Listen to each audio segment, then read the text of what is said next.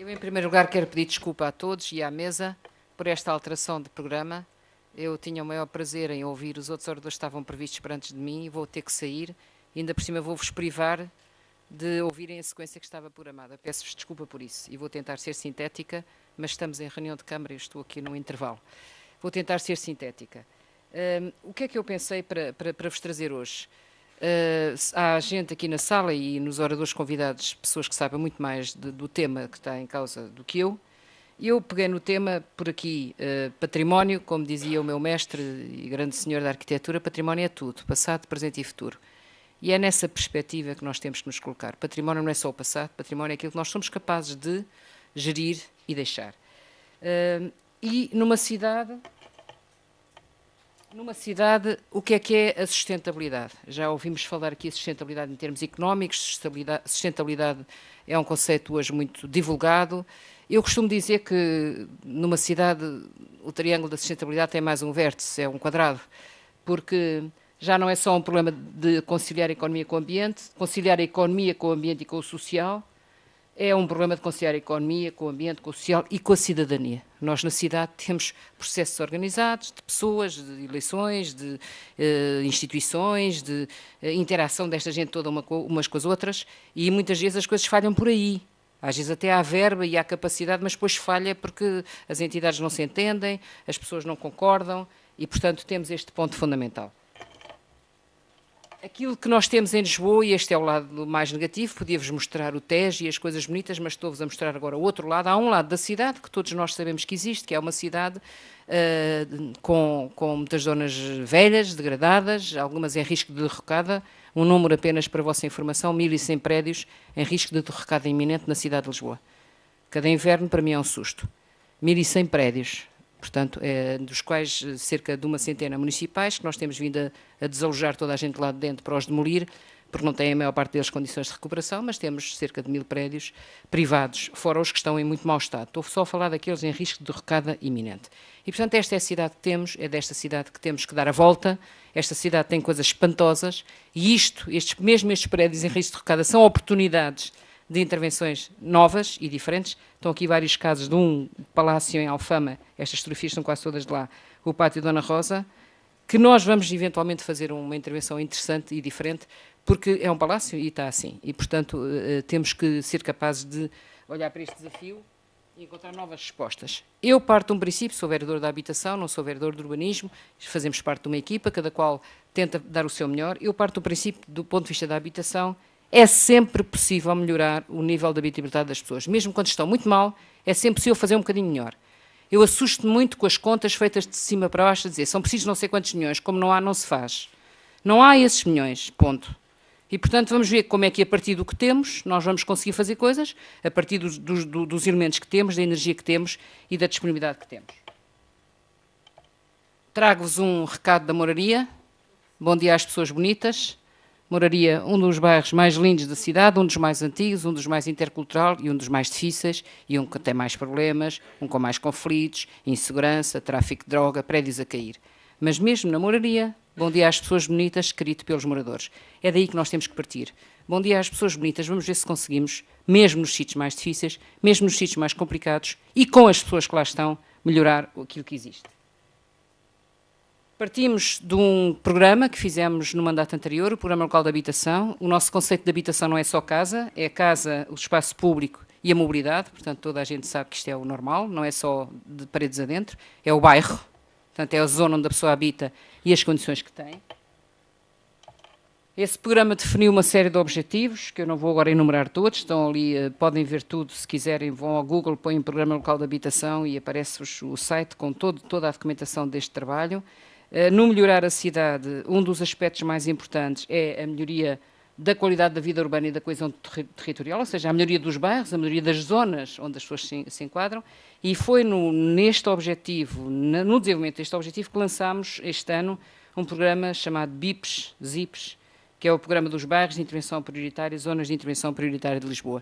Achei que podia ser mais interessante contar-vos isso do que estar a dissertar sobre teoria. Eu não sou académica, não sou professora, portanto estou na ação e achei que o mais interessante era trazer aqui um exemplo muito concreto de como é que nós aplicamos no concreto da cidade de Lisboa, neste momento, o conceito de sustentabilidade urbana aos bairros mais complicados. É isso que estamos a tentar fazer. Recordar que, talvez as pessoas não tenham esta imagem, grande parte do crescimento da cidade de Lisboa se fez, desde há 100 anos, esta parte, através de bairros sociais, de origem social ou de origem económica. Isto é muito interessante e as pessoas não têm este conhecimento. O bairro do Restelo começou por ser um bairro de casas económicas e, portanto, muitos outros bairros que hoje estão integrados completamente na cidade começaram por ser grandes iniciativas públicas com uma intervenção forte de social. Os próprios Olivais foram, até o bairro de Alvalade, enfim, era um bairro de casas de renda limitada, 1110, e, portanto, Lisboa tem uma tradição importante de, através da iniciativa pública, fazer crescer a cidade e criar melhores condições. Acontece é que muitos daqueles bairros que começaram por ser bairros sociais integraram-se na cidade. Outros são bairros que nós hoje consideramos bairros críticos e bairros problemáticos. Estes são hoje os bairros sociais da cidade de Lisboa. Temos cerca de 24 mil fogos, 8 mil eram antigos, 16 mil foram construídos para acabar com as barracas, e, portanto, um programa altamente válido, o programa PER, Programa Especial de Emergência. Foram construídos 16 mil fogos para acabar com as barracas, e hoje estamos a viver o que a gente chama o pós-PER.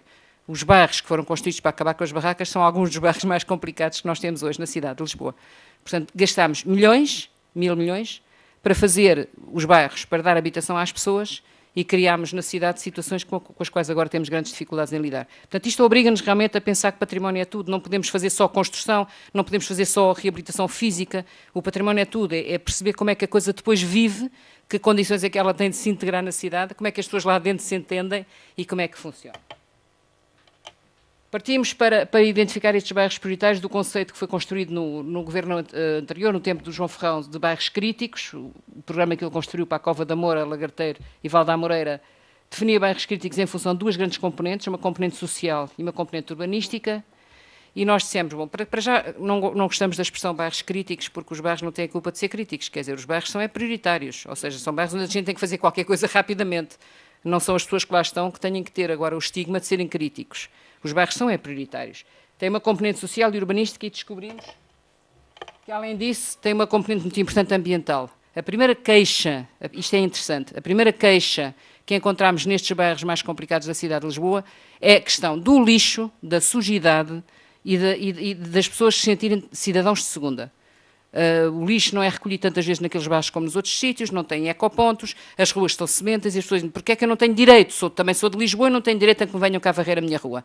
Isto é extremamente interessante, porque nós não pensamos sempre nas questões sociais, na criminalidade, na toxicodependência, na insegurança, e esquecemos que esta é logo uma variável evidente de que estes bairros precisam de uma intervenção prioritária. Até arranjámos aqui, só para verem, a distribuição dos ecopontos na cidade de Lisboa mostra como, tirando a questão, evidentemente, do aeroporto e de Monsanto, não tem tantos ecopontos, a densidade de ecopontos é completamente diferente na zona da cidade. Toda a Croa Norte, que é altamente povoada, tem muito menos ecopontos do que a zona central da cidade. Portanto, há, de facto, um tratamento desigual de uma cidade em que umas partes são muito bem tratadas de uma determinada maneira pelos serviços, por rituais antigos e coisas que vêm atrás, e as partes novas que foram crescendo têm um tratamento diferente. A primeira coisa que fizemos para identificar estes bairros, onde é que eles estão, foi ver aquilo que a Câmara já estava a fazer. Portanto, onde é que estão as auges de Lisboa, que ainda existem, onde é que estão os bairros municipais com mais problemas, onde é que estão os bairros históricos, é aquela mancha azul que está aqui na zona central e depois em alguns centros históricos da Croa Norte, onde é que estão estes bairros todos, como é que eles estão, e verificamos que quase todos estes bairros têm realmente problemas complicados. Os castanhos são os municipais. Alguns deles são simultaneamente aquilo que na PSP se chamam as ZUS, uma tradução francesa das zonas urbanas sensíveis. Também não quiseram chamar críticos, chamam sensíveis, mas depois é onde há mais ocorrências, mais chamadas, mais situações complicadas. Bom, portanto, isto tudo se liga, a questão social, a questão ambiental, a questão económica, a questão do estado, do habitat, isto está tudo ligado e acabamos por verificar que muitas vezes os mesmos são sempre os mesmos, ou seja, isto acabam por ser bairros assinalados por diferentes pontos de vista, como sendo bairros onde é preciso fazer alguma coisa. Fomos depois tentar fazer um trabalho mais sistemático, portanto, considerar a dimensão socio-urbanística, a dimensão socioeconómica, a urbanística e a ambiental, procurar indicadores, cartografar os indicadores e procurar ver se conseguimos visualizar no mapa da cidade de Lisboa já não de conhecimento de terreno, porque conhecemos as coisas, mas sim via estatística, via indicadores, visualizar se conseguimos encontrar estas situações. Fomos juntando, pois toda a gente aqui nesta sala sabe como é difícil em Portugal conseguir informação, portanto, por extraordinário que vos possa parecer, a Câmara não consegue ter acesso aos dados, por exemplo, da Segurança Social sobre quem é que recebe, ou onde é que estão, em que sítio é que são as famílias que recebem os apoios sociais. Conseguimos, depois de muito esforço, ter essa informação por freguesias, mas por freguesias ainda assim é demasiado grosso para o que a gente precisa, precisamos de uma análise mais fina, mas este mapa é o resumo disso e é interessante.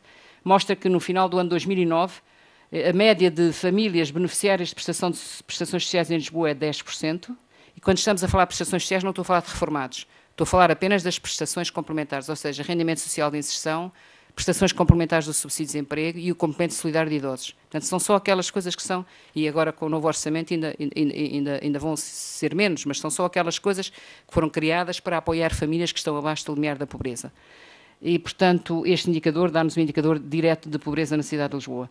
Temos, podem ver as manchas, a média 10%, e depois temos duas manchas vermelhas muito importantes, uma na zona norte, a Meixoeira-Charneca, onde está o grosso de PER, e uma na zona, no coração da cidade, é precisamente a Moraria, Socorro, aquela zona ali assim, Santa Justa, vai mesmo chegar à baixa, aquela zona vermelha. Sendo que aqui em baixo a componente é sobretudo complemento solidário de idosos e lá em cima é sobretudo rendimento social de inserção. Isto para a gente perceber que temos uma cidade desigual, uma cidade com diferentes apoios e, em alguns casos, naqueles casos assinalados a vermelho, a quantidade de população dependente destas prestações ultrapassa os 25% e pode chegar aos 28%. Isto no final de 2009. Portanto, isto são valores que nos preocupam e que mostram que é quase um terço de uma população que está dependente das prestações sociais. Fomos fazer as mesmas análises cartográficas para efeitos de acesso aos transportes públicos, o mapa de temperaturas da cobertura conjugada de métrica RIS, onde vemos que a cidade aqui também é muito desigual, a cidade antiga é muito bem servida, a cidade periférica tem zonas que pura e simplesmente não são servidas, foram lá construídos os grandes bairros, mas não têm autocarros. A mesma coisa para o equipamento de proximidade e para as creches, isto agora já entrávamos noutras análises, que eu não vou fazer agora. Equipamento pré-escolar, portanto, aqui este mapa mostra de facto o atraso enorme que Lisboa ganhou durante alguns anos relativamente às outras cidades da área metropolitana de Lisboa e do país em termos de pré-escolar. Partiu-se do princípio que como Lisboa estava a envelhecer não era preciso escolas infantis e, portanto, isto é um ciclo vicioso, porque se não há escolas infantis e se não há creches, depois também não há jovens que queiram vir para Lisboa and so on. Lisboa está neste momento com uma taxa de envelhecimento que é dupla da do país, que é igual a Trás-os-Montes, ao interior das aldeias de Trás-os-Montes. Portanto, isto é o estado a que chegou a nossa cidade por uma data de razões.